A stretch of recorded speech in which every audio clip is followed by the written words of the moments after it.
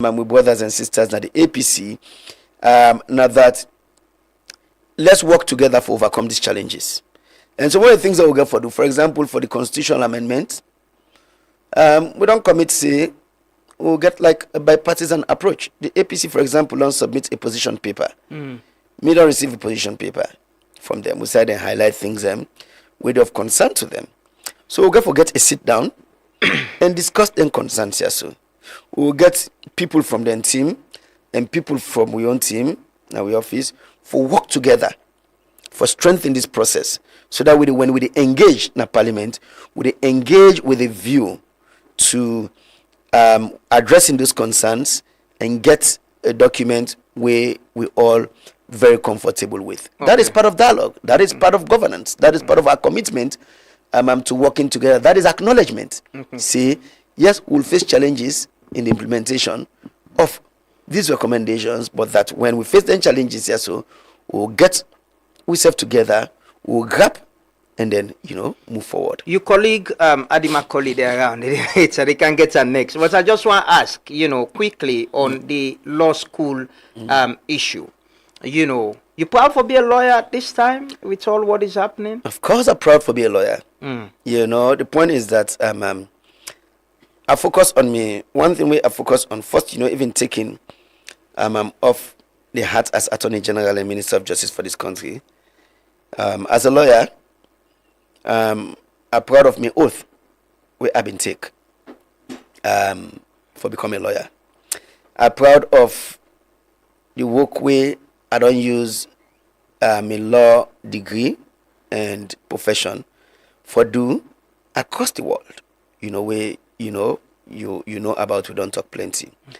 And so when the profession of itself say become clouded by the conduct of some other people where you go say the public not find respectful or other members in the profession not find respectful, not take away the pride where I get about being a lawyer, because take note the amount of lives where I don't use my qualification as a lawyer for touch, whether in a salon of Kenya or the Gambia or Cote d'Ivoire or Senegal or Angola, or me work broadly in human rights litigation and advocacy, or in the international criminal justice system. And then of course being in this position, all the reforms here so we they do for make sure say the justice system work for the people. We're able to do that because we're not lawyers. We're able to make sure say the legal system work for the people of this country. So waiting they happen, where they change the perception, not supposed for undo all the good work with me or other lawyers that don't do. Take note, say the legal profession of this country also don't really shape the direction of this country. And credibility is one question. There is division in the Bar Association. You get Lawyer Society, you get Sierra Leone Bar Association, you get what happened with law school recently, when public people we don't graduate for some time, then they question the certificates or whatever the qualification we then get and all of that. And again, for take on the president for intervene and set up a committee as Attorney General and Minister of Justice. You proud of all what is happening? Well, so the point is that you can say that if there are things we alter the perception of the public when it comes to the legal profession, it's not something that I'll be proud of as a lawyer or as Attorney General.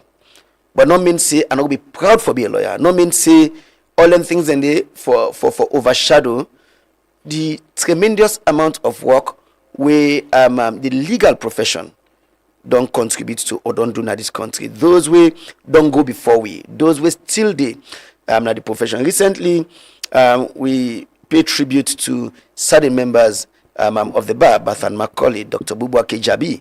We don't go before we.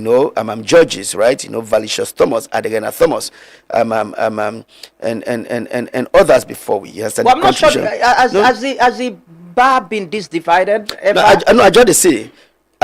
This not for overshadow the tremendous amount of work with them people also do in this country. So now as to the division at the bar, it's a challenge. One, of course, we like to acknowledge, say yes, it's a challenge. It's not unique to Sierra Leone. when as professions they grow, right? As societies they evolve, we see them challenges here. So, and we learn lessons from how other countries and overcome their own challenges. I still remember years ago when Kenya been get a similar division. Yeah, not the bar association. Then able get them together, and so that is why we also done the discussions with folks in Kenya as to how they overcome their own challenges. Same with Nigeria, yes, and then they've been getting their own challenges with discussions with them about how they overcome their own challenges. But one thing I would tell you, more and come home. It's not good that we get a divided bar. And I will say to you and the people of this country with a straight face that we will get this together. When? How? It's a process. I want to make you know, see. You attend the Lawyer Society, the events, the AGM recently? No, I not attend. I not attend the. Your deputy self not attend. The deputy not attend. Let's be very clear. I think one thing we don't be very clear about is there's only one bar association. So not recognized Lawyer Society. Let us say there's only one bar association in this country. If you check representation reference to the constitution or in various statutes, there is one bar association. Now, of course, we understand say certain people and get certain concerns, but there are certain things where I don't be very clear on. When it comes to the division at the bar, enough for say you recognize only the bar association or you recognize Lawyer Society. Enough for say, oh, what's happen at Kenima now cause all this problem. Enough for say people get a right for break away and form their own association. It's a human right to association. Get freedom for that. I think say you can say three things we will go together. One, you go acknowledge say what happened in Kenima was not good for the country, was not good for the profession, was not good for the way we members of the public see the legal profession. You can say that, but that's not enough. You go also say what happened in Kenima was not an event.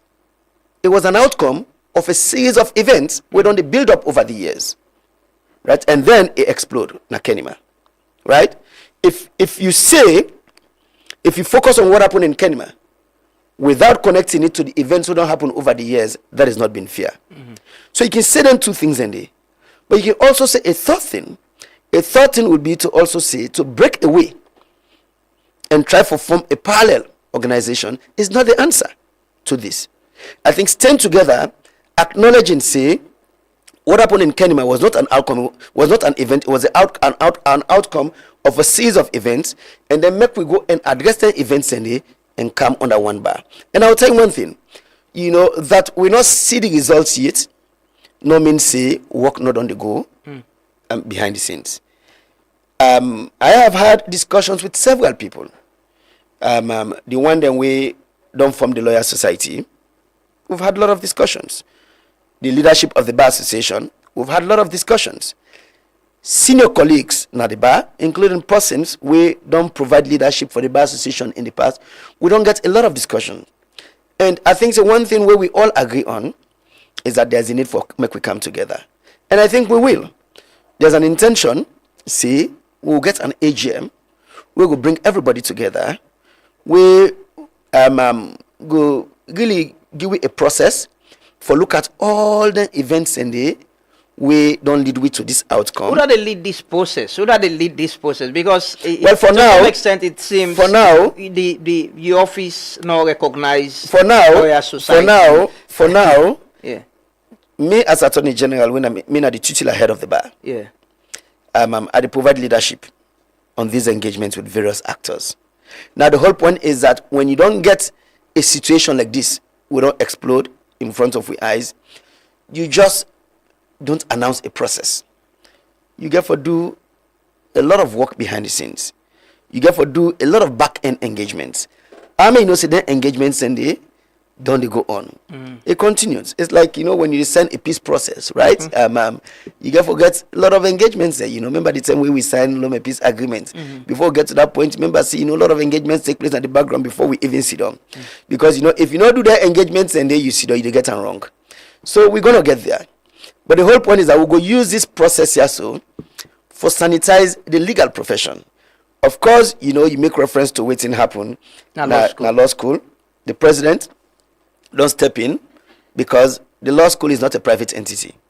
The law school is subvented government institution. So we serve as like if we get problem, just the president, government they give you subvention. Yeah. So if we get any issue, the president can intervene and set up a committee for resolve. Well, not necessarily, but of course, you know, but the legal counsel is not remember say, this is not new. Remember say when President Kababinde, there are times he even get involved in problems within our opposition parties. You understand, for resolve them, you understand, because he watch and say the peace and stability of the country rest on them. You understand? So if Sludge get problem, and then you see government can help, about the institution but on this there's a general legal counsel. Yeah, exactly. Right? We set up by statute, and then chaired by the Chief Justice, and then of course get representation. So basically, the way the council they operates, yes, the law school, you know, is governed by the council, but then of course the government set them up. That's a government institution, right? So that's the way we frame legal education at this country. And then of course the legal counsel supposed to provide oversight.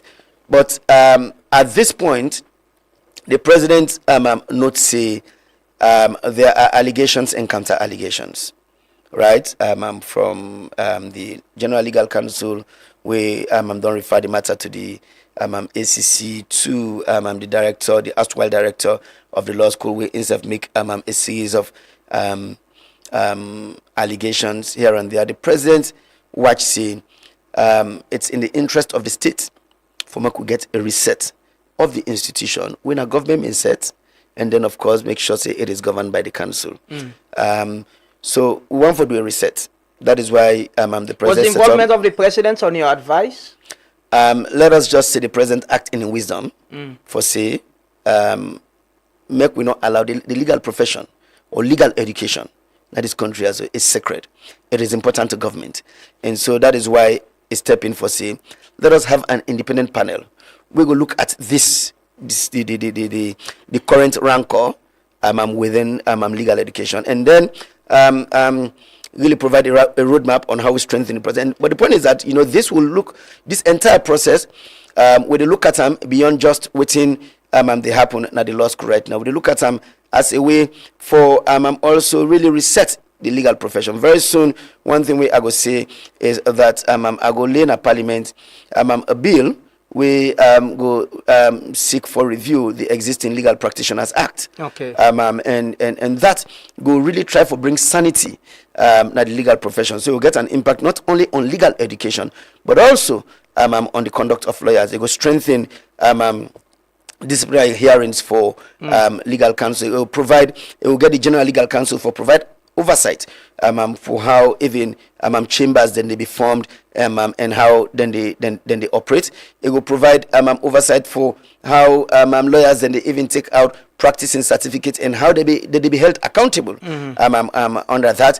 It go make a requirement for continued legal education, so that way when somebody become lawyer, say, not just end there. You get for the rebuild yourself. You get for the rebuild yourself professionally for make you qualify for take out certificates. What do they provide leadership for law school right now? Because the people who've been accused and still part of the council and all. What do they provide? No. So council continue for provide leadership as it has always done. Okay. For the law school, the council continues that function until we get a substantive director. How can you, the director, we don't go so, accuse certain people, including Floyd Davis, where they act now, of certain things, including sexual harassment? How can you have people who've been accused still providing leadership whilst there is this committee where they investigate? Why not set people aside and investigate and come out with an outcome? If they're not found wanting, you allow them for continue. So let me not get into the merits of those allegations. And those are the things with the expert panel, the independent panel, go look into.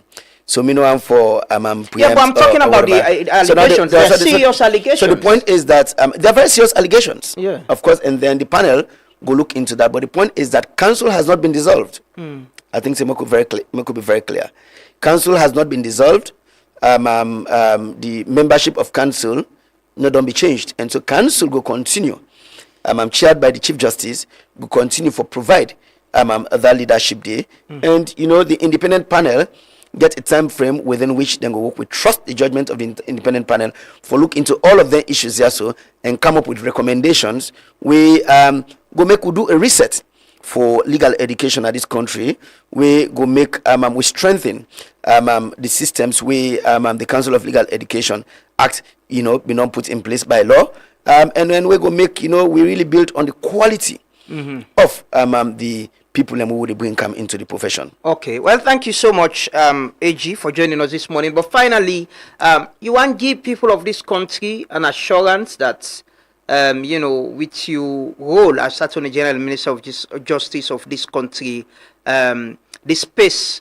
One my colleague asked, his message me was saying, how do you define the issue of incitement? And especially when it comes to journalists and the cyber law, which is being used. I know you don't talk down the plenty time about how then they investigate journalists and other people and for them. Wasn't that the assurance that the space will not be closed on either citizens will get views and opinions about governments, politicians, either the opposition or government, but mostly the opposition, and the space will be open for people for criticize respectfully though and without inciting. I can say, again, this country, we can focus on the one or two issues and forget about the bigger issues, right? We know journalists, political actors, lawyers, civil society, we're critical of government every day. These people are not being arrested. They are not being invited. I think we go broad in the space, right? We go broad in the space for people for able for hold the government accountable, for people for exercising right to free speech, and we also don't even tell people and say the cybercrime law itself is being reviewed and in line with the tripartite recommendations for MEC, we revisit the definition of offences under the cybercrime law. So we will do that. We just can say we encourage people for also exercise their rights here. So responsibly, we encourage people for operate within the ambits of the law, but also I don't even say to people whether in government or outside government for say the cybercrime law not meant for say defamation where a civil matter no exist anymore. It's also available as a redress mechanism wherein somebody can take legal action for defamation. That not to shrink in the space is about protecting other individuals their own reputation. So that is also available. But I think on we part we need for provide more education on the law, the options are available to people and whether it's the remedies were available in in civil litigation or waiting go amount to criminal conduct. But yes, there's a commitment say we will open this space and we'll keep it open, and it is not in government's interest for they just bring people into court because it's a burden on the system. We just want to encourage people for operate within the ambits of the law, and really make we all always strive for get respectful dialogue on the things that will matter for this country. Okay, so thank you so much, AG, for joining us, and it's been a good conversation. Hopefully, with time, we will get you some other time for discuss further on what's in the happen with the constitutional review, the border constitutional review process, and the bill in the parliament to get timeline. Well, not really get time, but the point is that what we'll get for do next now that we'll get for get the second reading of the bill. When we get the second reading, members of parliament will get for votes. Now, the second reading need for get a vote of 2/3 in parliament, 2/3 of members of parliament before it go for the third and final reading. Okay. That will be the next step, and that is the process. But in the meantime, waiting we don't do and continue for do now for engage public education. This week as we go to Karine again, where we talk to the people of Karine about the constitution or waiting the inside. We get real educational materials where we develop, like recently we don't develop a brochure we lay out waiting the new constitution go mean for women in this country. So a lot of groups and they we don't submit don't submit position papers. We don't meet with them, we don't invite them now with offices, and then really go through the concerns, and really when we get in dialogue here, so some of the groups and they go say, oh, now we don't see what make una propose this. If we don't get this discussion before now, we view on this or we position on this for don't be different. So dialogue they don't be really productive. So now then thing and will continue up to the time where Parliament go set a date for make we did it for the second reading. Okay. Well, thank you so much, AG, for joining us this morning. We appreciate your time and we'll keep in touch. The Attorney General Minister of Justice, Alpha Sise, when they get a conversation this morning in the left, they can join Adi Macaulay. Take a quick commercial break whilst they bring Adi Macaulay into the studio. Continue for Stay With Me. Wise men bank with UBA. Wise women too with UBA. Start a future with come back home. UBA gladly for tell all man say that big remittance promotion waking happen don't come back for we value customer them this Easter Ramadan season. This one sober. All you just get for do now for receive money normal from you family them where they oversee for this Easter Ramadan through UBA Africash, PAPS, Western Union, MoneyGram and RIA na any UBA bank or branch na the country and stand a chance for win plenty fine gifts them like rice, milk, sugar, oil, lunch or meat, Ovaltine and boku other fine thing them. This promotion here they start now and they done April 30, 2026. So waiting you they wait for. Come withdraw money now. Let you go with all kind provision them for free now you owes.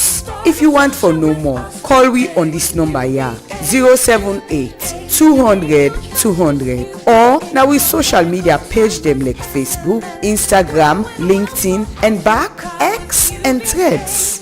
Happy Easter and Ramadan. UBA, Africa's Global Bank, one brand partnering for progress. growing wealth for Africa with UBA.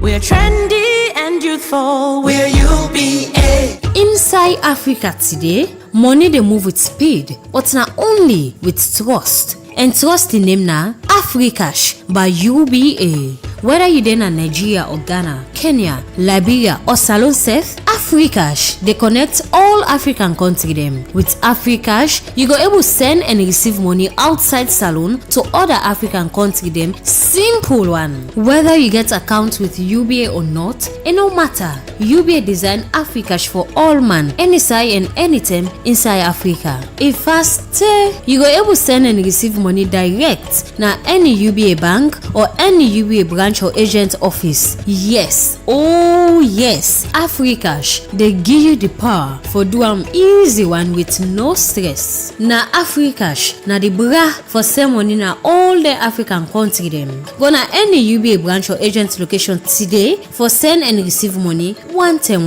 For more information, call we na 078 200 200 or email we na cfcsierraleone@ubagroup.com. UBA, Africa's Global Bank, one brand partnering for progress. Best custom match. No more.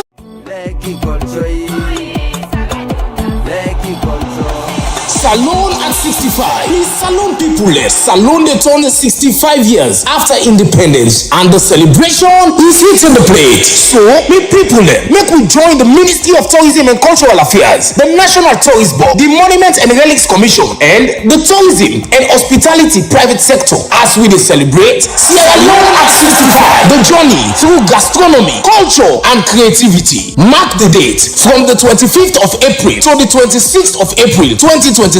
We dey take over Jijimota car park from 11 o'clock in the morning till the next day because we get forget display of different kind of art and culture. Come one, come all. Come and celebrate our local heritage. Experience live cooking with unique signature dishes. Enjoy food tasting competition and plenty other things but culinaries. Art and culture, sculpture, painting, designs, comedy, artistic performance and plenty more.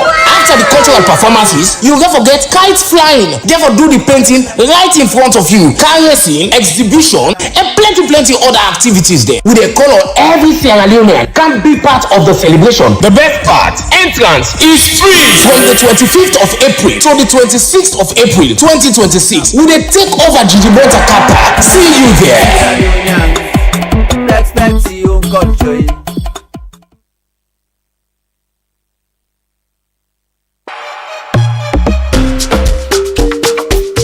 No more waiting, no more stress. With EcoBank, life easy, oh yes. This na the national switch and instant pay wey EcoBank Salon don bring. You go fit send and receive money na all bank, just like that. Anytime, anytime. Fast, safe, and quick pay every day. EcoBank dey make am easy the digital way. Open your EcoBank account there. Enjoy real-time transfer with the national switch and instant payment service. A quick, safe, and easy for use. EcoBank, the Pan-African bank for you, for me, for we all. EcoBank Salon, your instant connection for make banking easy. EcoBank, a better way, a better Africa. Are you tired of missing all your online meetings due to unreliable internet? Or are you paying too much for your internet and experiencing low speeds or even struggling with connectivity during video calls, streaming your favorite football match or show? WorldLink Communications Sierra Leone Limited, authorized reseller of Starlink in Sierra Leone, is here for your businesses and enterprises with super fast, unbeatable and affordable speeds here to cater to your needs. At WorldLink, we provide local support anytime, any day. To know more about our services, visit us at our office at 115 Beach Road, Lumley, or contact us on 080 000 111 or 075 000 111 or on our website at sl.wlnet.com. WorldLink Communications, empowering connectivity in Sierra Leone.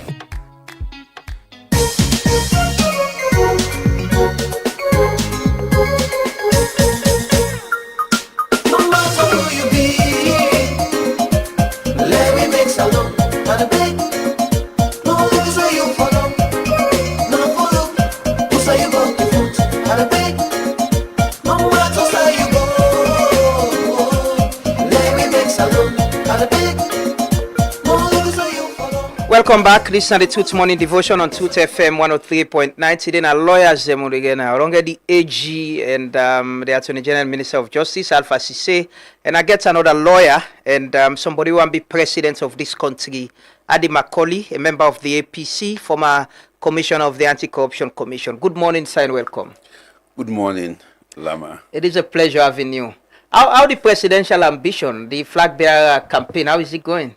Well, it's over 6 months ago. I've been to check yesterday. It's over 6 months since we last had you. Oh yes. It's going on well. Yeah. I don't cross the T's and dots the I's in terms of strategy, and I don't move on to the second phase. Which phase you got now? The phase of engaging the delegates. Not forget, say, when we start this process, it's almost 2 years ago. It was in October, between August and October 2024, that's when the process been started. And at that point, you get for come out, popularize your intention, engage the wider country, both APC members and non-APC members, because when you become president, it's for the country, not for any particular group. But now we don't reach a phase where we don't start with lower level elections. So your focus is on the delegates because it's a delegate game. Yes. The other election where the APC for Bingets was suspended because of a position from PPIC about complaints and all of that. Is this whole thing about what is happening presently with the political stalemate affecting, because I see they spend time with the party as one of the legal people as well, and not getting any way for affect your campaign or your ambition? Well, it kind of limit how much campaign work I able to do individually, but my intention for run for the APC flag bearership is not about myself. It's about the party. It's about the country. And, when you look at the things and way I don't devote me time to recently, i.e. engaging. Push the mic closer to you, small. Yeah. Okay. Get Somebody me? say you look dull this morning. I don't know. Oh, the person say I look dull. Yeah. Okay, you know, say we motokaking starts. Yeah. It take time for like pick up. Interesting. Yeah. You know, I don't get coffee like you get coffee. Well, you get tea. Okay, that just takes more probably Indigo ram up. That's fine. So now, They always sound presidential. like how they say, the party interest now put before me own personal interest. What that mean is that if the party no able forget what they want inside the governance space, then it makes no difference who that become the flag bearer of the APC. You dey go lost election back because SLPP they go thief the election like how they thief the last one. So we get several things and we don't engage government on. You're not a lawyer. SLPP TIF election, you know, go court for challenge election. And you're saying this is a public... Well, it's a mute point. It's my opinion. The elections were stolen. But if somebody steals something from you as a lawyer, what do you do? Well, Lama, we don't pass this phase. No, but I understand. But if you don't pass them, you repeatedly the same. People are listening to us. If you're saying this, that you're creating a perception against the opposition. They're not there for the defend themselves. So the party say this same opposition, now then they control the judiciary. And we not get confidence in the judiciary for let we take we case, go there back. That your own opinion as well as a lawyer? No. Let's just give you this. Right? Me and a lawyer, we not go ever exclude the jurisdiction of the court. That I go tell you. But, you know, we are not talking about law here. We are talking about politics. So the party decide for take a political action, say, we know they go court. And this is not unique to Sierra Leone. The just concluded elections in Uganda, the presidential candidate of the opposition, we say they're rigging elections, Bobby Wine, refused for go na court on the basis that he cannot trust the court because the court is compromised and captured. And that na the same sentiment where the APC party expressed in 2023. And they get basis and foundation for do that one. No, but earlier you say, now you an opinion about saying the SLPP TIF election. No. So I'm asking it's my opinion that the elections were stolen. In your own opinion as a lawyer, if an election is stolen, what do you do? I don't tell you... But you as an individual can challenge, I don't tell you, say, me no go impeach the jurisdiction of the court in these instances. I will not impeach the jurisdiction. So it's not right to say, in your opinion, that the APC, the SLPP TIF an election when you can't challenge it in court. So reaching an opinion on whether or not something happened and reaching an opinion on whether or not you for go court or not for go court, not the same. You can get an opinion on one and decide you need to go court. I believe, and everybody, not just me, the international community, foreign observers, local observers say the elections were stolen. That is an established fact, right? So now, the next phase now, whether you go court or you need to go court, not so, the APC party take a political decision. No, I'm not asking, Adila, let me clarify. I'm not asking what the APC... So the APC position is very clear. I'm asking you on your opinion as a lawyer on what you said. And why didn't you challenge it in court as a lawyer as well? I have said it in very clear terms. I, as a lawyer, no go impeach the jurisdiction of the court. Not at all. What I mean is that if something they wait for settle in a court, me as a lawyer no go advise you no go na court for go settle them. That is what I mean. But we dey talk about politics here. And the reason why the APC be say they know they go court. Now on the foundation that the court not don't serve the interests of justice. More so when it comes to the All People's Congress. And I go give examples. One, when the commissions of inquiry start, the APC be file a matter na the highest court of the land, which is the Supreme Court, say the commission will get functional competence for proceed without rules of evidence and procedure. That case, they 30 days in a court. We don't get two chief justices there now. 30 days, that matter they in a Supreme Court, they not assign them before a panel of the Supreme Court. Then secondly, we come close to the elections. 1 week to the election, in fact, ECSL refused to publish the voter register. APC filed an action at court again for compel ECSL for publish and display the final voter register. That case they safe.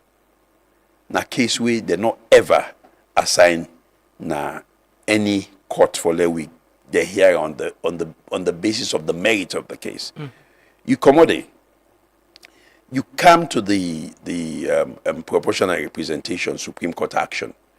It was a case in which the law was very clear that the default position of the constitution are that now first pass the post now in the electoral system for use. Now the preferred electoral system for use. Now only way constituencies not exist at the time where the president they proclaim they make the proclamation say we they get elections. And at the time where President Bio Duam, there were existing constituencies. We had members of parliament that were representing specific constituencies. We go to court, the Supreme Court, we argue them out, and guess what? The Supreme Court come and say, look, ECSL can go with proportional representation. So with all NTR combined, your confidence in the justice system kind of weaken. As a lawyer, your confidence weaken? If I say my confidence not weaken, I would tell you, say, I'm being very dishonest. I don't experience things that are caught. And, throughout the justice system, we can shake my confidence in the justice system. But that not means we give up on them. But you don't win cases under the same justice system. So which is why I tell you, say, there are certain things that they will not happen, we make me confidence in the justice system. Are those political issues? Some are political issues, some are non-political issues. I don't want to go into the specifics of them because some are still. Will you advise a client not to take a matter to court so that you not get confidence in them? I can always, as a first port of call, seek alternative dispute resolution because it is less costly in terms of finances, in terms of time. If you're not a businessman, time management very important to you. So before you go spend such a long time in a court for pursue a matter, you go rather sit on a table, conclude that within the shortest possible time. I get case that we don't take 5, 6, 7, 8 years in a court. If you're not a businessman, you don't want to take that much time because probably the issue where you deal with in a court is so central to your business that if you take that much time, your business go collapse. So in the first instance, mostly, I can seek alternative dispute resolution, regardless of whether or not. With your confidence, questioning, your confidence on the judiciary, will you advise, say, no, I know to get confidence in this system presently? So let I tell you, you don't have an alternative. You don't have an alternative because the law says you must go to court. And if you not go to court, you not go get the legal result where you get. That no means you not go get the factual result where you want because some actions that they take out of court, they give you the same satisfaction as when you go in a court and get a court judgment, more so in the political phase. So I want to ask you this question. I mean, I asked the AG about if a proud for being lawyer with waiting to happen presently, you think, the law profession is being infiltrated by politics, being politicized with all waiting to happen and the lack of some semblance of confidence where you get? Firstly, I have confidence in myself as a lawyer that I uphold the values of waiting a lawyer for be, how a lawyer for act. But, politics always stay inside the profession because when you watch the UK, you watch the US, you watch several other African countries, many of the people the way they end up in politics, na lawyers. Many of the people the way they end up for be leaders of their countries there, many of them are lawyers. But that no means saying that the politics don't spoil the profession. That the sincerity of the members of the profession now affect the confidence where people get in the profession. So why is that? Is it because on all our politicians from the different divide, everybody want prove a point or want hold on to a position? So like you, or you take responsibility that don't ask politicians and say responsible? No, not at all. Many of the time, the one way then conduct they affect, then political conduct they affect the bar, not to active politician them. Since I become active politician, I get very little for do with bar politics. Yeah, but it's always saying that the politicians and they use them, not the politicians and they use them. So I'm not sure say politicians and they use them. Some people they use the bar as a basis for position themselves, for make the politician then see them. That is what many people do. Like you this. When I was once PRO of the Sierra Leone Bar Association, I was 2-time Secretary General of the Sierra Leone Bar Association. It was a point where we get a mixed executive in the sense that probably half of the one that weighed in at the executive now people that weigh in at APC leaning. The other half now people that weigh in at SLPP leaning. For example, when you get I believe it was you get Gakui as vice president, you get MLT as vice president, you get Solomon Jamiu as PRO of the bar, you get several other people away all prominent positions in our current government we serve the bar at the same time we APC be there na power. I mean the way Gakui serve as vice president of the bar, it was during the APC regime. Same thing with the former Attorney General Mohamed Lamin Jawali. It was the APC regime. But it don't take a turn, Usai, to be honest with you, when you see what happened na Kenima, you feel really, really, really bad about the comportment of some people within the age you say there are things we've been done they happen, you know. The what happened at Kenema is not just an event. It's things and they don't precede we go show say that something like that they get for happen.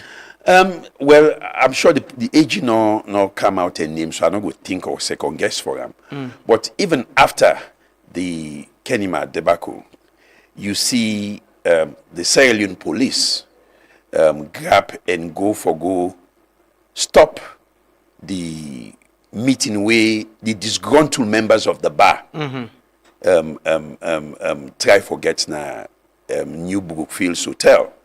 And when you pass the back, you get the Corporate Affairs Commission refuse for register a company where the disgruntled section of the bar we want for form an alternate group, one for register. They refuse for register and incorporate that company. They not give reasons why. They say, well, what I'm told that they need to get the permission or consent of the questionable president of the Sierra Leone Bar Association, because as it stands, matter in accord with the questioning election. And, you know, it was a disgrace in Kenima, the manner in which Adama Tumajabi was elected. It's not a proud moment for the legal profession.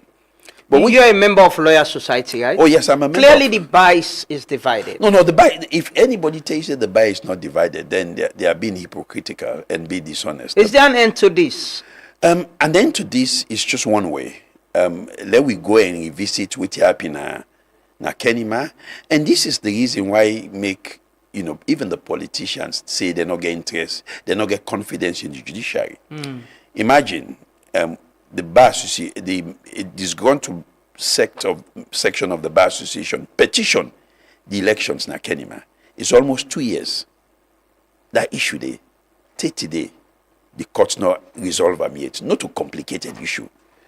The conduct of the person way conduct the election, was it proper or improper? Simple question. 30 days. So if even the lawyers cannot get justice within the justice sector, let alone you, the politician. So when you come back to the question of whether or not people get confidence in the justice system, that's the answer. So with the lawyers, they say, res ipsa loquitur. It means the thing speaks for itself. With all of this, it means people should not be surprised with waiting they happen at the law school. The law school are completely different. But now the lawyers and the lawyers are being trained at una, then they come for pupillage. Una they train them. If una way they train them, get this divide and problem. The credibility of the profession. So you know why I feel say the law, the Sierra Leone law school don't get serious issues because politics don't creep inside the back. Okay, let me give you this. You look at Tuma Jabi. She's president of the Sierra Leone Bar Association. She's a member of the Judicial and Legal Service Commission. That's not the commission where they sit and look at the appointment and discipline of members of the judiciary, including appointment and removal of judges. Tuma Jabidede. You can at the Council of Legal Education. Tuma Jabide inside the bar. But in a role as president of the Bar Association, right? Not so as an individual. The Bar Association can send different individuals and go there. Yeah, but not just as Tuma Jabi, she's representing the bar. I just want to clarify that. No. She's representing the bar, but it doesn't mean you don't get other people and they will don't be president of the bar. We know to them they decided it. But Tuma is not the bar. They are other executive members. She you know go just say no more na me for Goyanda. They must resolve. And you know how lately we get people when are president of various organizations and the state they behave. They take total authoritarian posture. But the point why they try to make is this. Waiting to happen at the Sierra Leone Law School is completely disgraceful. There have been very serious allegations of corruption. And when you look at Section 7 of the Anti-Corruption Act, it tells you say where there is any evidence of corruption or suspicion of corruption, the Anti-Corruption Commission for investigate.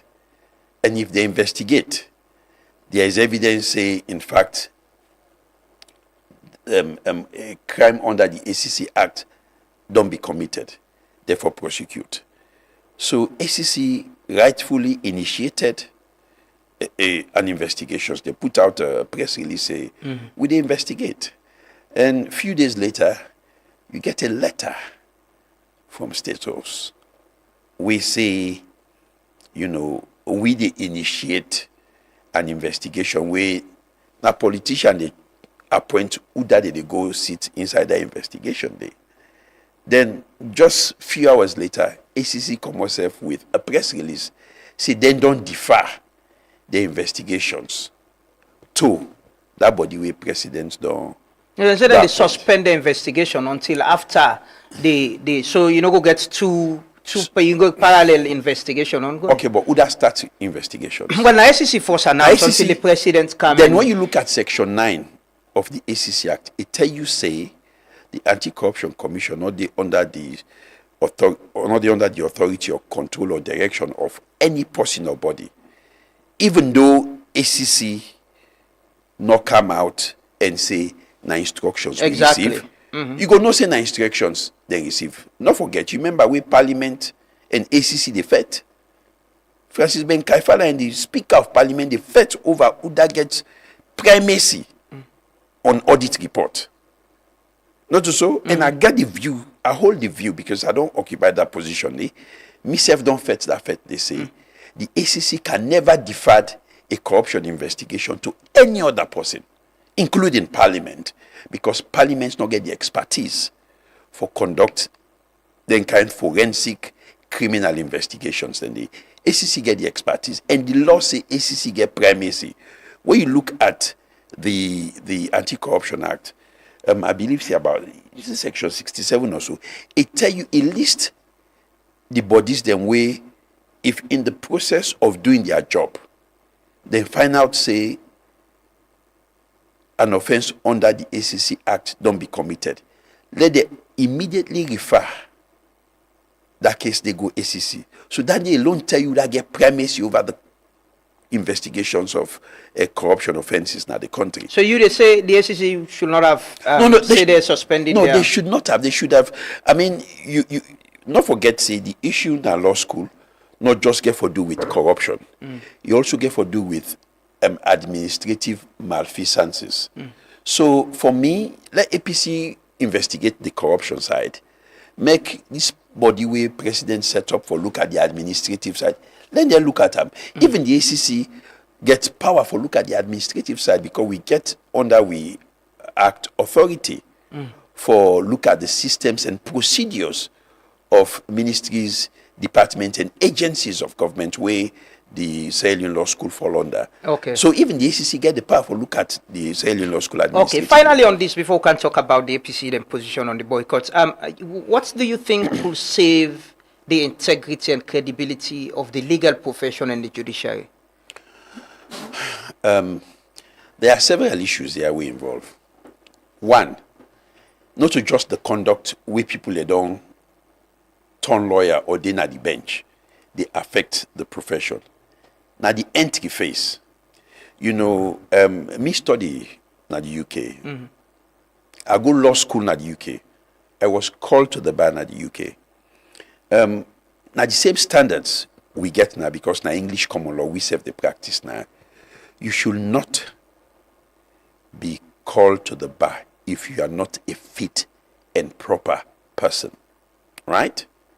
It means say, even if you get first class, it don't mean say therefore take you at the bar if you're not a fit and proper person. But we don't see people that they go law school where they don't catch the spy allegedly. Well, not even allegedly. The spy now university, they still accept them in law school. So where do you expect that to go? So for me, the starting point now for make sure say they vet people them whether they accept na law school, then also academically for vet people whether they accept na various law department and different universities in the country. I am all in for the loosening up of the rules for allow people for realize their potential because there was a time when the barrier did it for study law, for study medicine, for study engineering, and there is a need for that. A country where they cry for justice need for get sufficient personnel for administer justice. But that notwithstanding, let we make sure say we get the right type of people because once you get the wrong type of people, the rest is history. The APC boycott is still on, and I know one of the people that we don't engage, on behalf of the party in all of this, and there's this team where they come, where they in already, and again for meet with the APC. But this whole boycott centered around the appointment of Edmond Alpha and meeting with the president. Could this be an opportunity with this dialogue with the moral guarantors, an opportunity for Lona return to governance, waiting on our position and waiting on again for present to the people that will come? Firstly, the decision by the APC for boycott governance is not solely based on the appointment of Edmond Alpha. Edmond Alpha in appointment, now the trigger, right? When you look at the agreement for national unity, you get 8 resolutions. Many of them have been completed, but you get key one that we still need for be completed. Paramount of which now resolution 3. We get for do with the setting up of the a committee, a bipartisan and gender balance committee for look at the 2023 elections for make sure say what happened in 2023 not happen again. The first phase of that is done. We don't get 80 recommendations where the both sides agree with. We then call the convergent agreement. Then you get the divergent agreement where now the other resolutions the way the two not agree on, but everybody put now in own report which he feels for be on the side of APC it was 84. So you get several things. One, you get resolution 20. We tell you say the Speaker of Parliament for set up an oversight committee for oversee the conduct and administration of ECSL. The reason why important is that many of the reforms them way for take place na ECSL, whether na administrative, whether na field, many other things, get for do with the legislation of laws. So all the more reason why Parliament forget an oversight them. The SLPP don't refuse for implement that one day. You can't to resolution 78 we get for deal with the census, the decennial census. It was the anticipation that we go get with census in 2025 in order that we go able for incorporate the result into the management of the 2028 elections. Because when you look at resolution 78, it tell you say they're not for use any census figures we then gather less than 2 years to the elections. And the SLPP government no say the 2021 census was hugely disputed by the APC.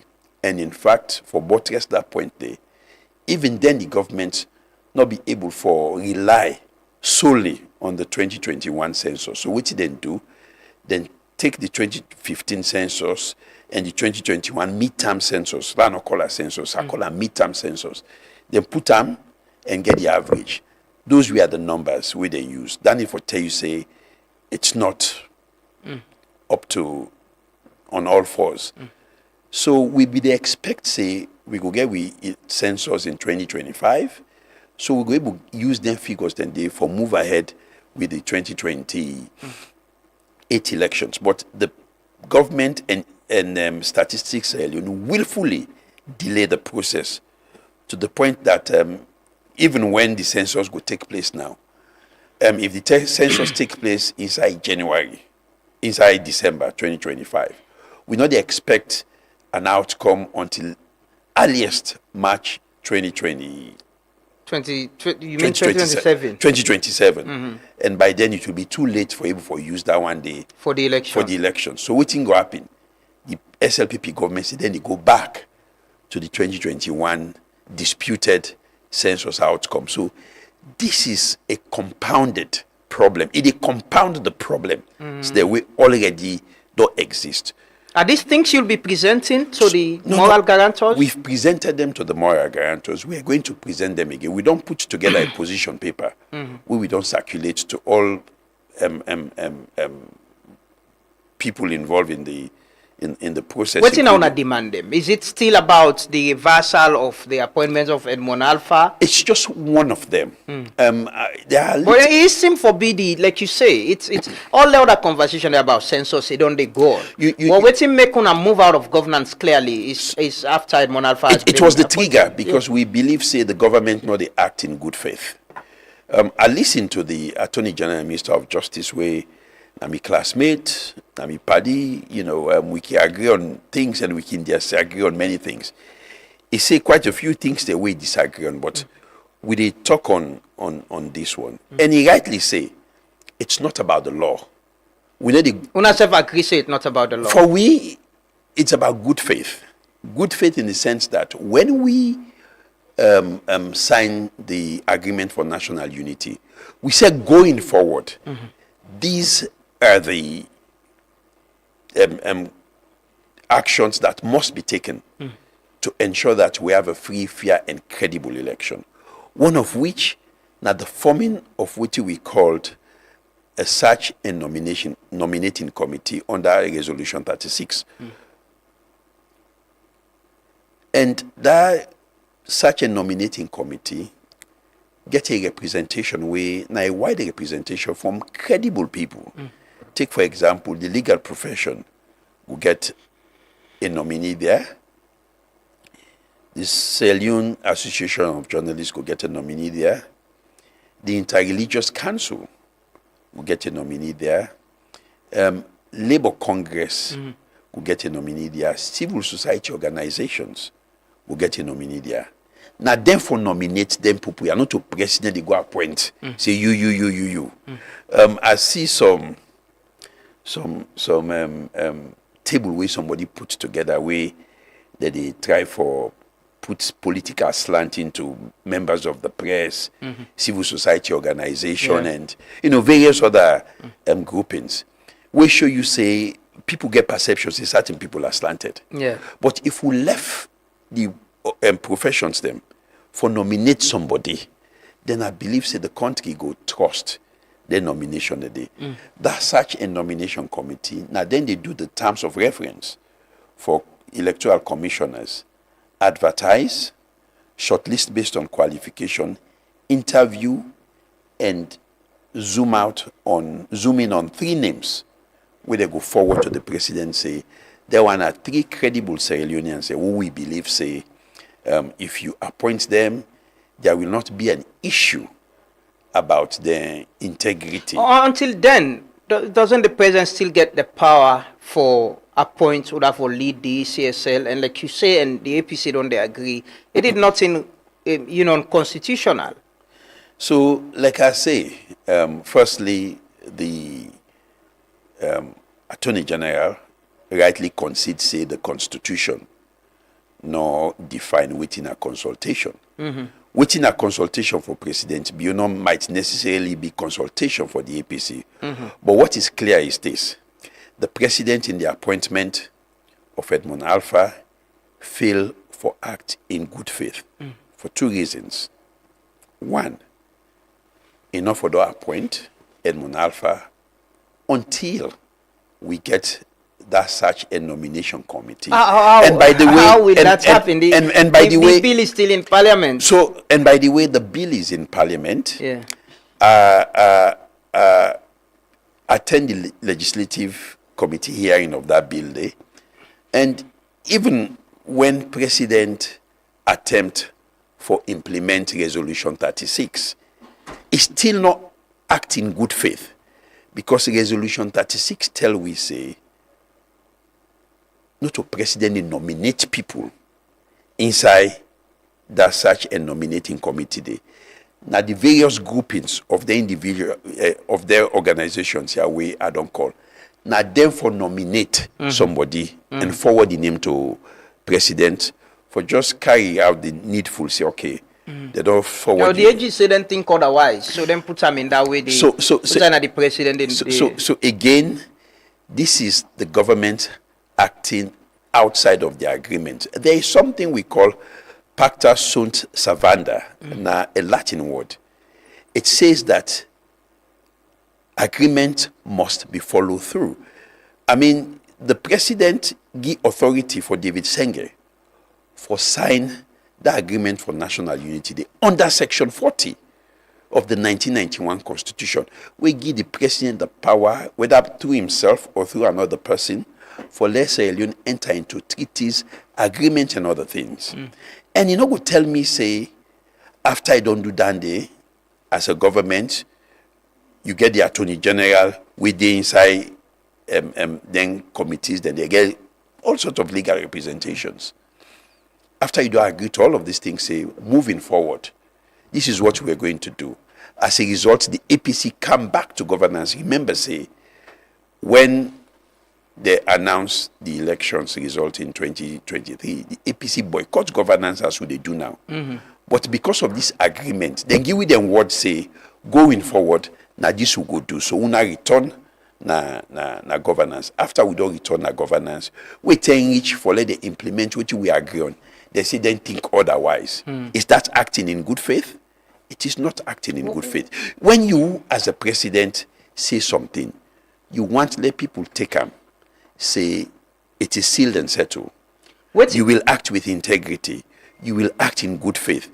If you cannot agree or abide by agreements locally, waiting at the guarantee say you go abide by agreement internationally. But it is clear the president not do anything unconstitutional. Even the preamble of the agreements of national unity say the AG reader this morning back. The constitution is sacrosanct. It supersedes whatever agreement is signed. So let me give you this, Lama. If we continue with this debate on the basis of legality, there will not be an end to it. Let us continue this debate with the national interest in mind. And the national interest now for make the ruling government and the opposition do the things them where they bring national cohesion, where they bring peace and security, and where they develop with governance system and architecture in this country. That is what we in the opposition are pushing for, not the legalities. So like you this, they can tell you, say, what the law allows, good conscience forbids. Hitler, during the Third Reich, right? When they commit the most horrible crimes where humanity do ever witness, he passed law them inside Germany, we legitimize the act then they. But that no mean say it was morally right. It was in the interest of Germany. It was in the interest of the cohesion of the state. No. So which is why I just continue for advice, say, let we take legality out of this. Let's put the interest of the country go before. The interest of the country now this. Now that president sign an agreement, if we abide by that agreement, now very serious officer. But the same agreement's not taking power and responsibility away from him. Like you don't agree, say the president didn't do anything unconstitutional. So Lama. So what's in the wrong? What the wrong? Lama, I don't tell you, say, when it comes to national debate, if we fasten the law, say, usa we grips on the law, we need to go before. But you're not a lawyer. The law guides and agreement, there's a preamble. It guides and say, okay, apart from all this, all they agree so, we need to take the power from the president. The constitution still sacrosanct and the president can act within them. And earlier, and the president, all agree say, the president did nothing unconstitutional. So, Lama, as I continue for say, the more we discuss the legality of waiting the president do or not do, the more we lost the essence of the debate, which is what is in the interest of the country, what is in the interest of the nation. So who determines what is in the interest of the nation? Is it the opposition? Because the president could think, say, and government could believe, say, what the president is doing is in the interest of the nation. And do not think otherwise. How do we determine that? So we and president and the SLPP government, under section 40 of the constitution, enter into an agreement. We say one of the things that we to agree on, say, going forward from here, in appointing the officials of state. One of them, which is the commissioners of the ECSL. Now so and so we for do. And we then in the middle of achieving that, all of a sudden the president come up here with he go and appoint. Is that acting in good faith? And not forget the only easy way we go back into governance. Now, because it promises say going forward, now this I go do. And in law, we get what we call promissory estoppel. So if we talk about the law, myself go bring equity as against constitution. We get promissory estoppel. So basically what it means is that when you don't promise somebody, say, now this and this and this I go do or I not go do, the person, based on that you promise, they don't rely on them and don't take an action with detrimental to them, then the court not go allow you for go against that one day because it will be in bad faith for let the court allow you for do that one day. So we get in the case of high trees, now one English case, now that principle they come all ordaining. So if we talk about law, even the law, equitably not go allow the president and the SLPP government for go against an agreement where we all don't agree to, an agreement we don't act to with detriment. And that is going back to governance because,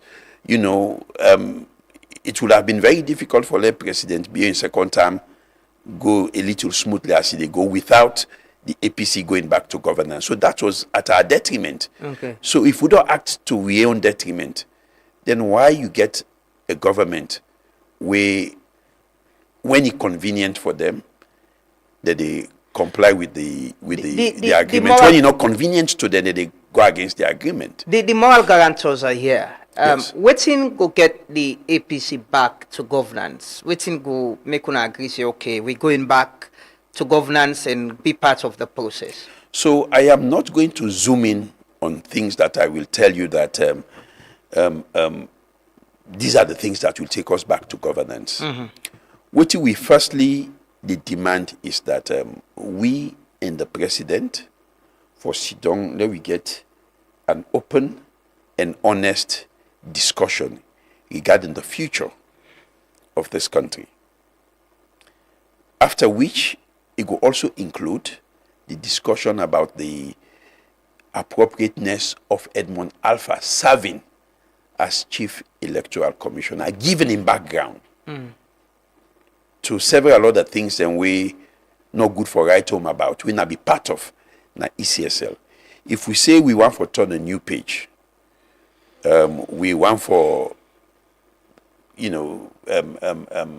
say okay, let we turn a new page as a country. Let we act now in the interest of the country and in good faith. You not go back and bring the person. You cannot solve the problem by bringing the problem itself, because one of the problems. Edmond Alpha is a problem. Oh, Edmond Alpha is one of the problems at ECSL. He's definitely one of the problems.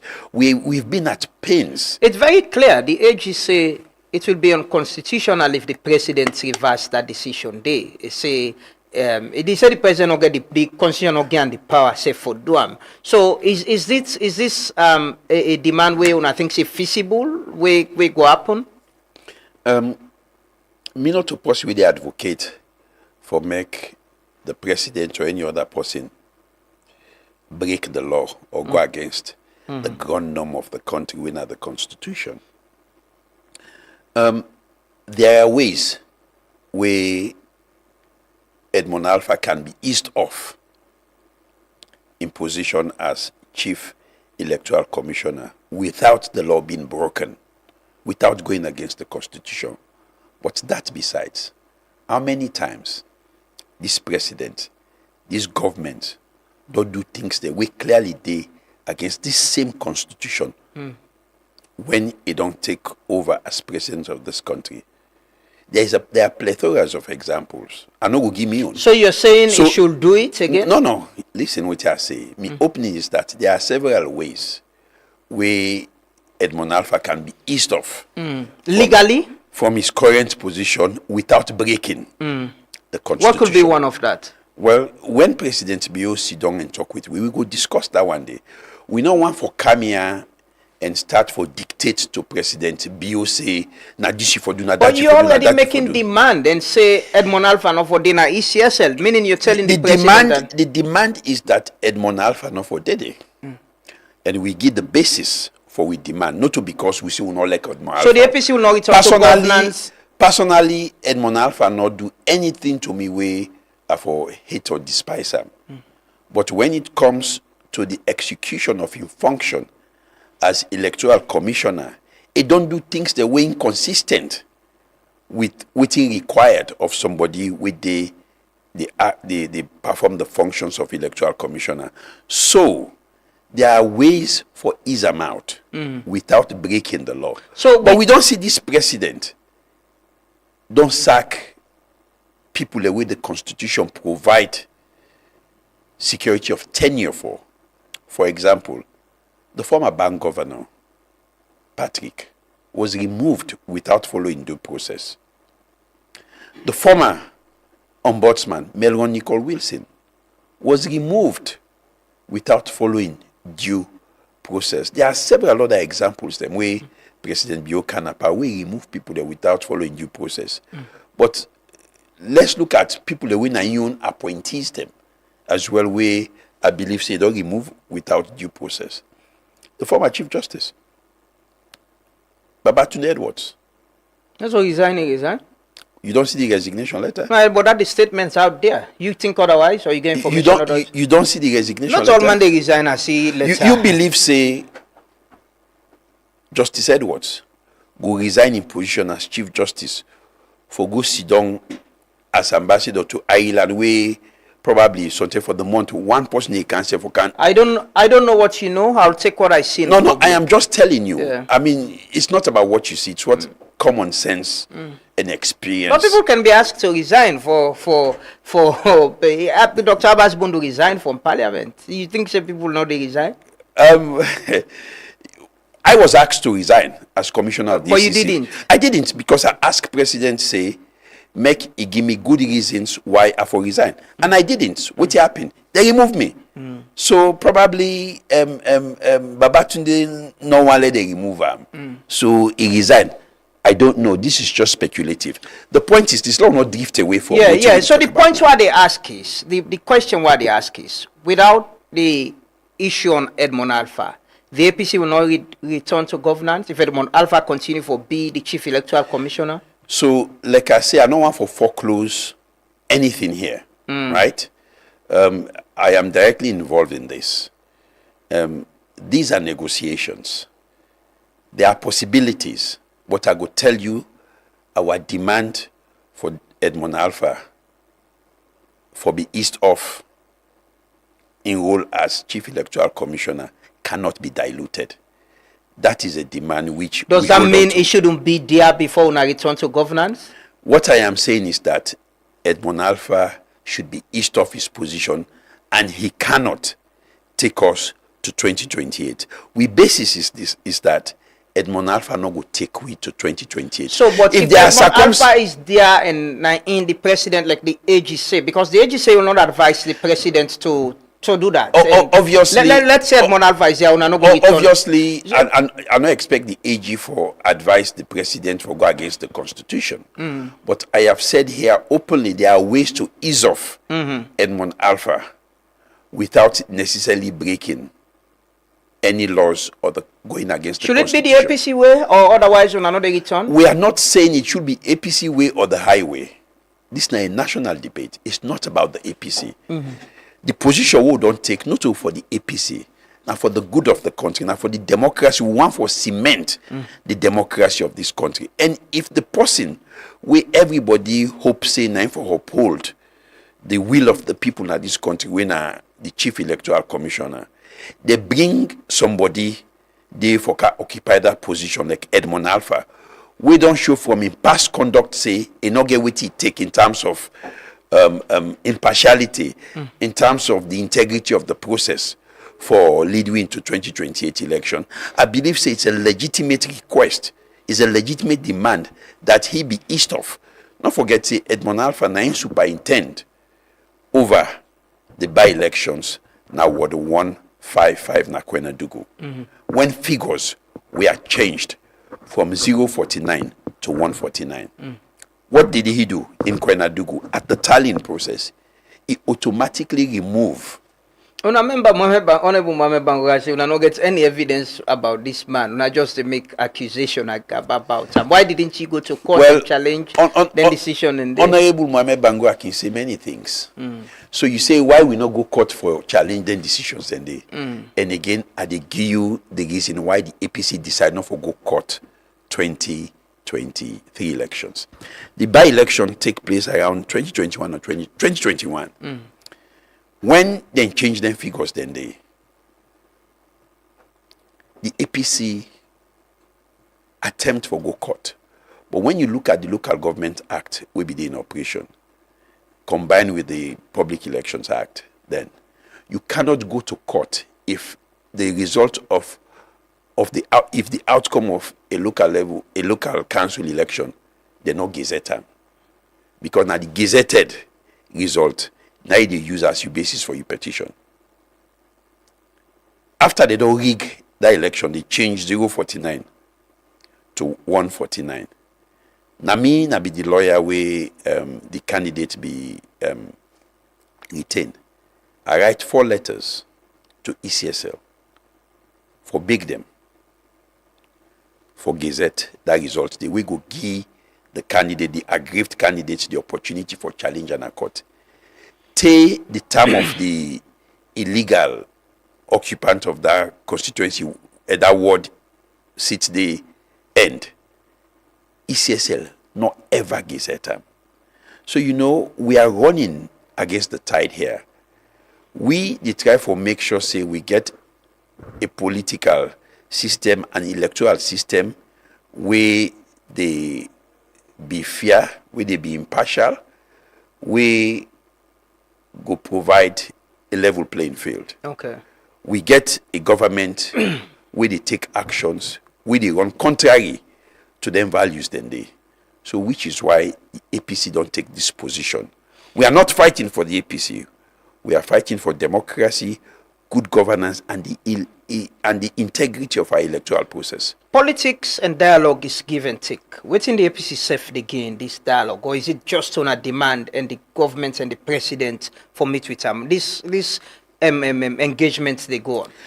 There are several possibilities and outcomes from engagement.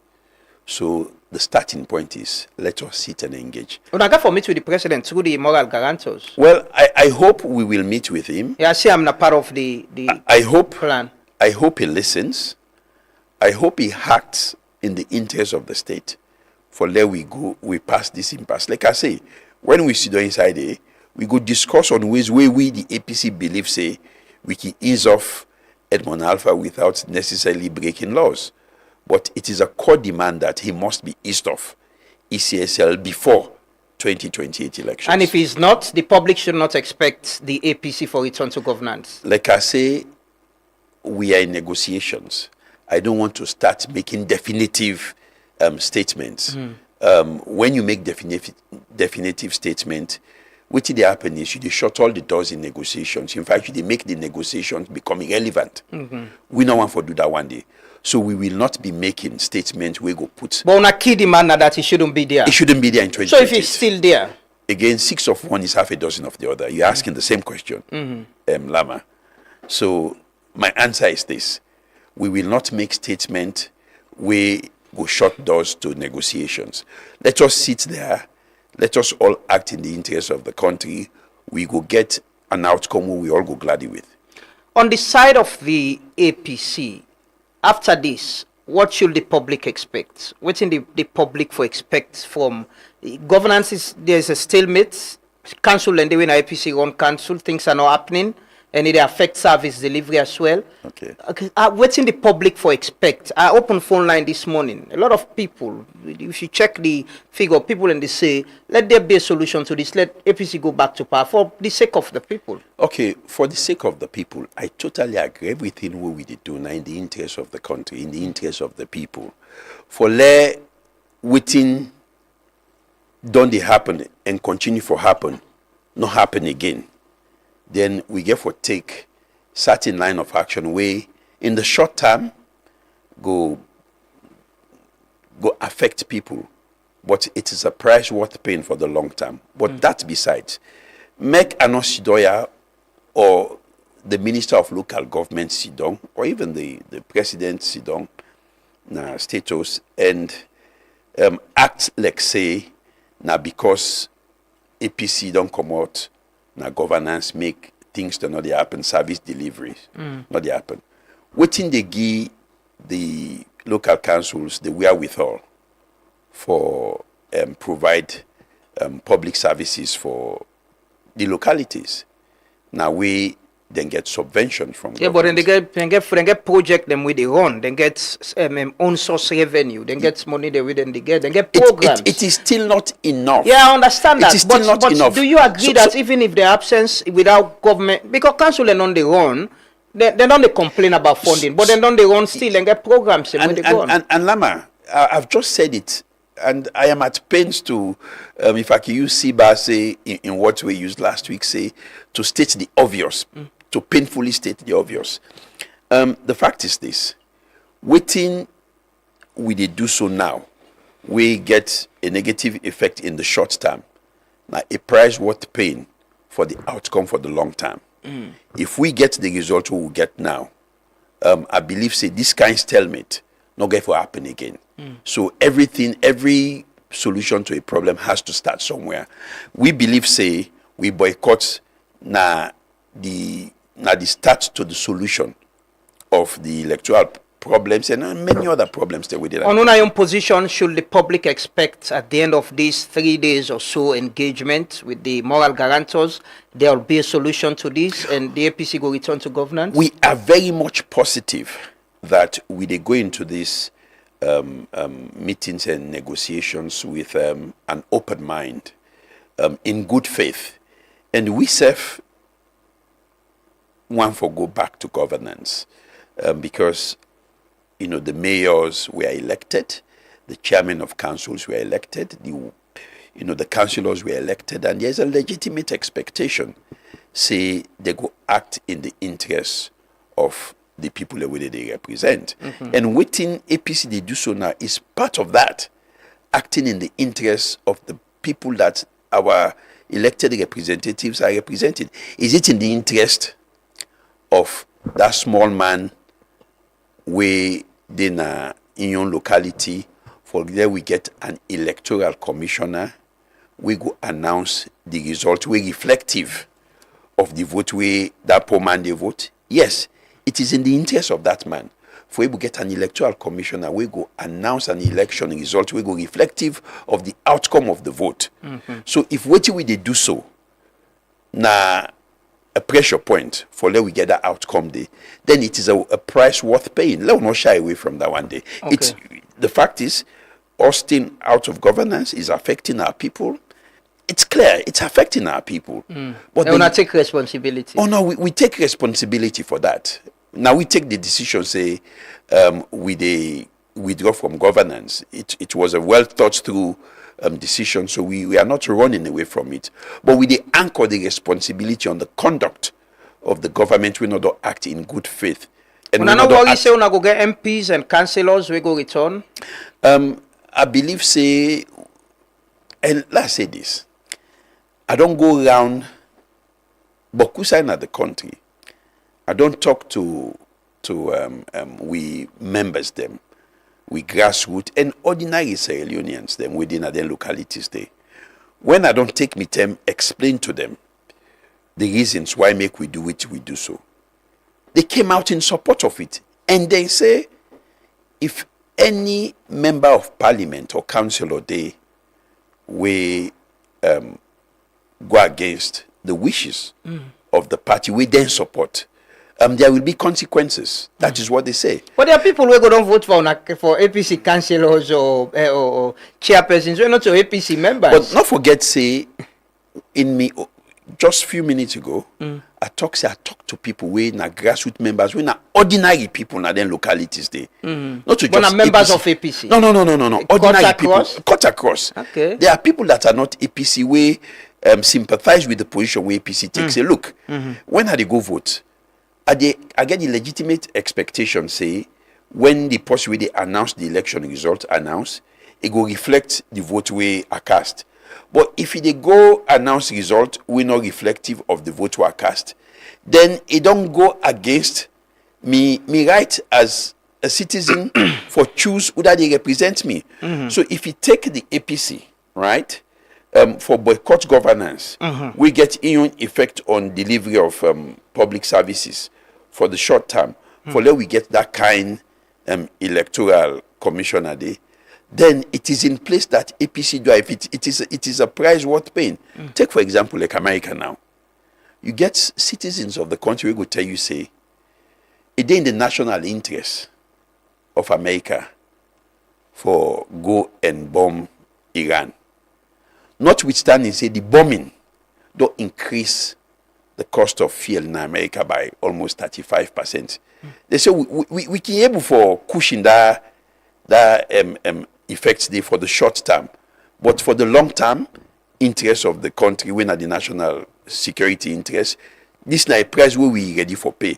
Now the same thing like here. Sierra Leoneans then tell you, say, we want to get an electoral commissioner. We not go change figures from 049 to 149. We get an electoral commissioner.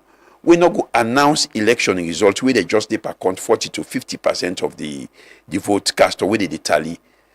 If it take the APC for withdraw in governance for the short term for able to achieve the goal of having an electoral commissioner where get integrity, we go provide a level playing field, we go be impartial, then it is a price worth paying. Okay. Finally, na the press conference we announced the decision there, the Secretary General been talk about a nationwide protest. Is that still on the table? Oh, it's still on the tables. And you know, make a I talk to Sierra Leoneans them. Whenever people talk about protest, all man they begin afraid. the constitution of this country no go give you right we go dey against the national interest of the country. And part of the right with the constitution of this country give Sierra Leoneans now for engage in peaceful protest. And I want to refer Sierra Leoneans them to Nigeria just last week. There's a new political party where Peter Obide, where former Vice President Atikude, where then come out and protest, say the Electoral Commissioner where in Nigeria for be removed. So let we not take us in no more na salon this day happen, na salon no more. And they came out and engaged in peaceful protest. One person they not slap. You still think we can achieve that? Well, I believe we can achieve that. You still hold on to the view that you don't need for seek clearance from the police? So let I tell you, and this is something which people have debated about long. Even Emmanuel Safar Abdullahi, during the investigations where Naina be the chairman, the commission into the August 10 protest. I was invited and I went there. And the question where I asked Emmanuel Safar Abdullahi, I said, Safar, your views about whether or not you need the permission slip of the police for protest. Has it changed? Because the last time I checked, me and you engage in serious discussions regarding this sometime in 2014, 15 or 16 thereabout. And you and I agreed that you don't need the permission slip. In fact, I read papers the way you prepare for final Supreme Court for challenge that position there. The question I ask is, those your views, have they changed? When did they change and why did they change? Enable for answer that question there. And this is the law. The Constitution gives you the rights to freedom of movement. It gives you the rights to freedom of assembly. It gives you the rights to freedom of expression. Where you combine then three freedoms here, where you get under Chapter 3 of the Constitution. Now, freedom that we give you the right to protest. Now, let we come to how protests are being regulated. You get Section 17 of the Public Order Act, where they regulate about processions. Not to protest to processions in street, including the one that way they do street parades and all of that. So you for right to the police and inform them about your intention for engage in street procession, right? And the police now then duty for assess the security environment and advise you, we inform them as to the possibility of that happening without obstruction to the public good, without the security architecture of the country being affected. There is nowhere in the law which say you need for ask for permission. You say inform the police, then the police could advise you on the security situation.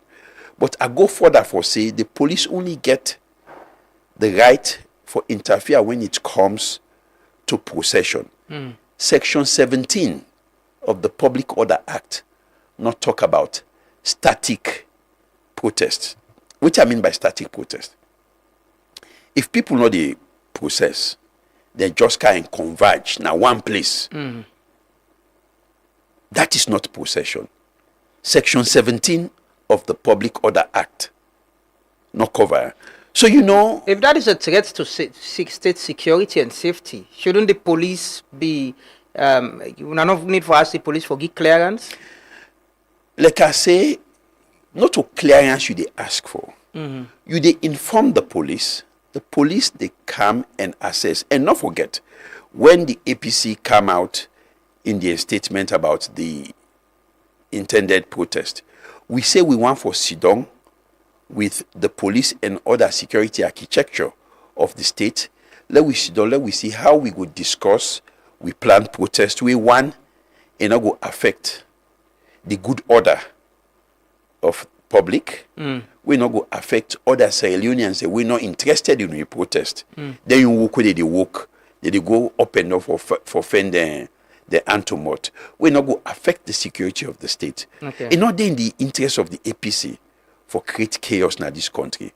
But waiting to happen in this country, now the fact say the constitution guarantee we right, the police then come and take away that right there. Because tell me when last the police give permission to anybody we right to they say they want. So as one of the lawyers in the APC, you got advice that if una write and inform the police, you know, give una clearance for una can still come out and protest. Like I say, we will engage the police. Okay. I believe say the police could act in the interest of the state, and part of the interest of state security now for allow people them for voice out in a very peaceful way, waiting at the things the way they're not happy with where they gone. Okay. I mean, Pakabasi, well, una allow the lady cost me a better pass with them gonna bush. So the alternative for put a lid on people they right for express themselves. Now chaos. And we don't want chaos for this country. And I believe say President Bio as fountain of honor of the country, self no one let this country be under any security threat or chaos. Okay. So it go act in the interest of, but not to President Bio get for determine whether or not we protest or not. In fact, now we get for talk to ONS, we get for talk with the Sierra Leone police, we get for sit down we talk. Okay. Let we sit down. But that is still on the table. Oh, it's definitely on the table. Finally, Adi, waiting go be you message. Yeah, I guess something way I want for respond to waiting. What did the minister say about the case on you? No, not the case on me. I don't get case on me. What is that? Okay, well that now one. So basically, the minister be they make examples of people in the APC where they invite na CID. Yeah, I mentioned where they release, they not charge them. Yes, but you make a dinner sell for 2 days for not doing anything, for just interpreting law on television. You can investigate me without detaining me, without letting me sleep in the police cell for 2 days. You can do that one day. But I want to come to something where I pick up where me own colleague Alpha say be they talk about. He talk about the parallel between waiting Zainab Sharif say and waiting the chairman of the party say. You know, it's not about making a moral equivalence. It's about doing what is right. I can still recall, Alpha Cisse, they say, when this man say no more APC, not to insightful word that one day. Yeah. Right? And I can make a reference to my own brother and colleague, Emmanuel Safa Abdullahi, in a report where he pulled after the August 10 report. And I will read directly from the report. He say the insurrection was well planned, financed, well orchestrated, timed and geared towards destroying public property and undermining the peace and stability of the state by removing the legitimate and democratically elected president.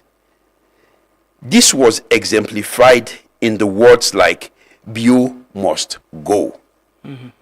If somebody say Bio must go, it means say President Bio for resign, if for left office. If Emmanuel Safa Abdullahi can come out with a bold face and say the word Bio must go, it's just an example of what it amounts to insurrection. Myself can interpret Batilo Songa in words them for mean say you for annihilate APC. When you say no more APC, it means you not for exist at all. Okay. And you can do that day in various ways. One, you can go and deregister APC, pull and come out from the political landscape of the country. You can go, you arrest all the leaders there and detain them. Because we don't arrest the leaders and detain them, the party will not be functional. So let we be careful as public servants, the things that what would they say. Okay. When it's convenient, it was good for the SLPP. Through Emmanuel Safa Abdullah, when a presidential aspirant now, they say, for say Bio must go, an example of insurrection and for overthrow the state. Mm-hmm. Then for let the AG, the Kaya say the word no more APC. No insightful. Yeah. But let me give you this. And specifically, they talk about Zainab Sharif. The matter of Zainab as a person. The issue. Mm-hmm. Zainab is a young lady. You may not have liked what she said, but she has the right to say what she said. She get the right for say what he say. Why I say so? Zainab say anybody will rig elections. Now this punishment for them. He say if anybody rig election, and this punishment for them. The rigging of election now an offense under the Public Elections Act of 2022. Now just one of the conduct they win an electoral offense for rig the elections. There are several other conduct will amount to an offense. Secondly, under the Anti-Corruption Act, the offense of abuse of office, we say you abuse your office if you use your office for give an advantage to another person. So if you use your office as an electoral commissioner for announce the outcome of an election in favor of somebody will not win that election day, it's an offense under the ACC Act with an abuse of office. Okay. So if Zainab say anybody will commit that offense day, therefore kill them in bloodline, it is not something which I will subscribe to. But I write for Siam. Okay. You not commit any offense. Mm-hmm. You know one of the lawyer there? Me na one of the people that where they represent them. Okay. Then you make a moral comparison to within President Bio say. One, President Bio say, no matter how any other person try for spin am. You understand that man, Dede? Me, I understand that man dey small. Okay. You know, me and my brother Siba don't get this debate. I see the vex this morning that we group. Say somebody they tell and say na crew men they talk, not to proper men they don't vex. But the reality is this. There is no difference. President Bio say anybody when a Bontanian with the bond, with the support APC, if for die na morning.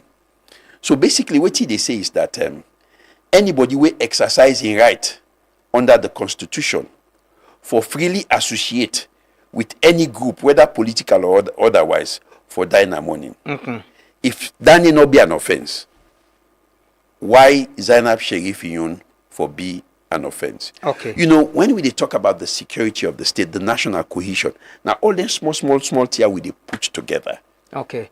Adi, finally, waiting go be una day on these engagements, una get for meets, waiting go be your message to una members them, una supporters them, you know, or people them way the nation really look forward to what could be the outcome of this and waiting go get APC back to governance. I get 3 messages.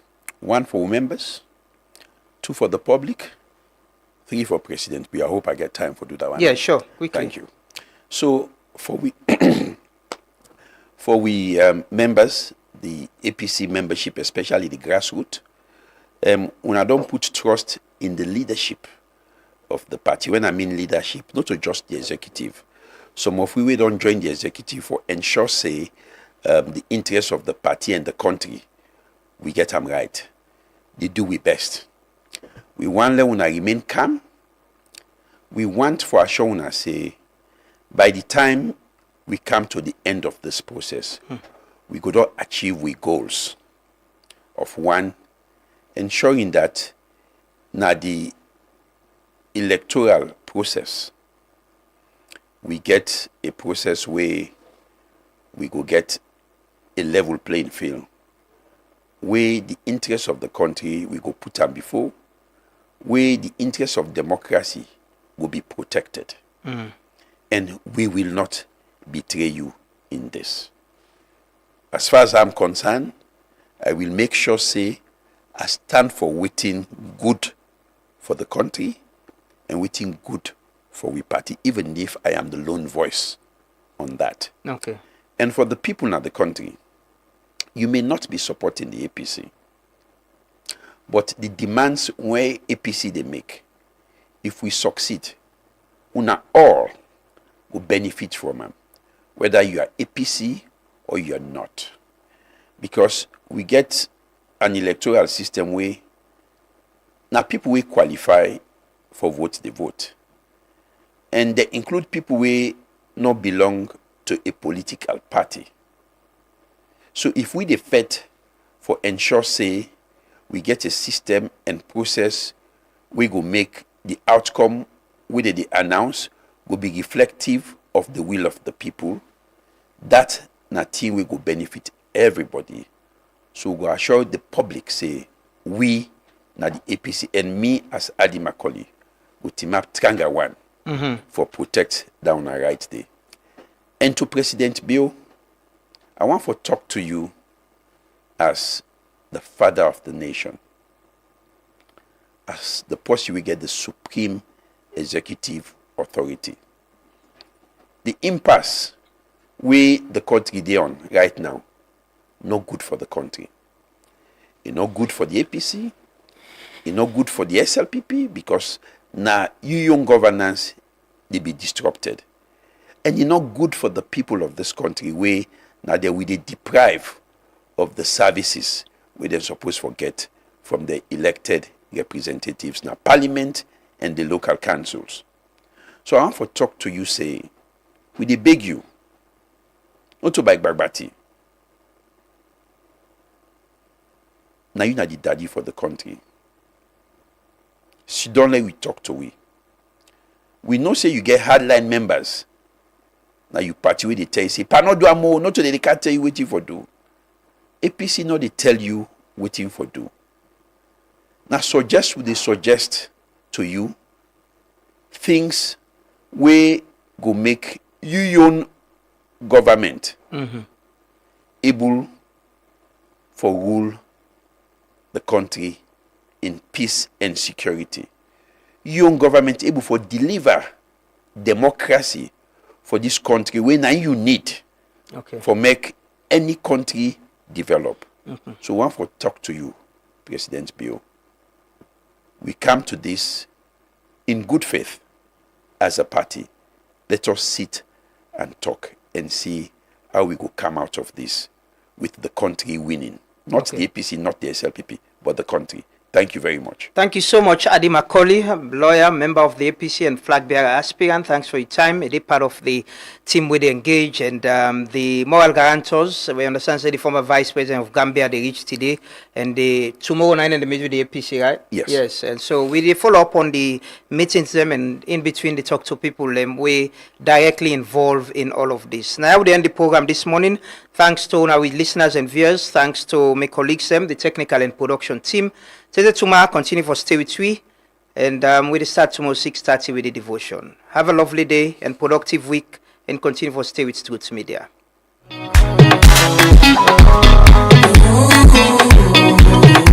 Dreams Travel, one of the best pan travel business na the country, they come up back this year with Electoral Excursion 2026. They take we direct to Thailand. Lord Daddy, beautiful country, nice country, sweet country.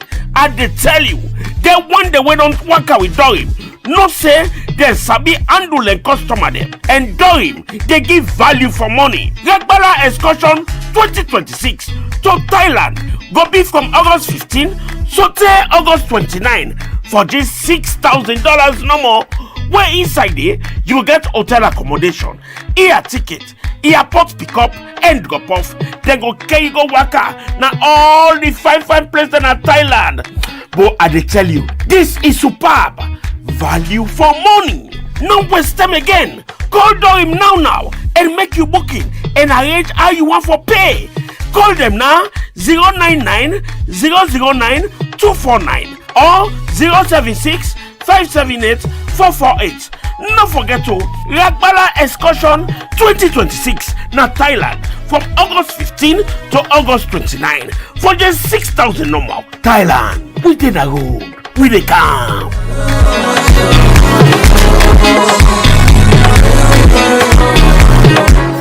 April 2nd this year, government be announced say fuel price they go up. Inside the same announcement, dem the same way to talk say dem go introduce subsidy for small term for try for reduce the pressure on people them. Dem not for pass the full market cost to passengers them. People and still they complain say the reality different. Boku small business people them, parents them and workers them same way so they feel the heat badly as cost of living don't continue for rise. For area them like Malamatomo Street, small business owners them explain say the fuel increase don't make business hard for them past before, especially for people them we get family for take care of. That affects me enough because one first send the picking and first we cannot say for me or for me picking when they go college too. One go IPAM, the other go for the college. When you have to go for the college, more. You can blank them 25,000. Now it says 25,000, they are the guys small. Government here, there's sorry for God. If at the fear in price, they calm down. They go able for support to picking them. They go able to support because they want market okay, I might credit. Now we means they give me picking them 150 for go now, and they spend past 200,000. For give them the lunch now, with the transport now, with the key. It's not really easy for you. All this fear business will go up right now, no more now. And then business how they do so, now fear that they use for technique and machine. If the fear not there, they may be make them for sale. We are single parents, you not get man. And now this work is everyone, and a woman, and a world team. They will not get man who they help you. If you can't help business, you not get sell back. I go get, I go survive to get. Now with the government, when they go the build more, they put up at this fair business. Yeah, then they put the price card on. And Matthew N. Alpha, we don't teach for about 22 years. Talk say the fuel price will increase really they affect teachers them as transport money don't go up, food are expensive, but salary no they change. And then say then they struggle for take care of them picking them, go work and even help them family them back home. I have taught for 22 years in school now. Recent fuel price increments has greatly affected us as teachers. You'll find out that the little money we are getting as salary, we're not able to make use of it effectively now because I have pupils attending school who are my kids. I have to give them transport to go to school. The amount that I was giving is far above that now because that cannot take them to school and bring them back. In addition to that, feeding their lunch, that also has increased. Has there been any increment to my salary? No.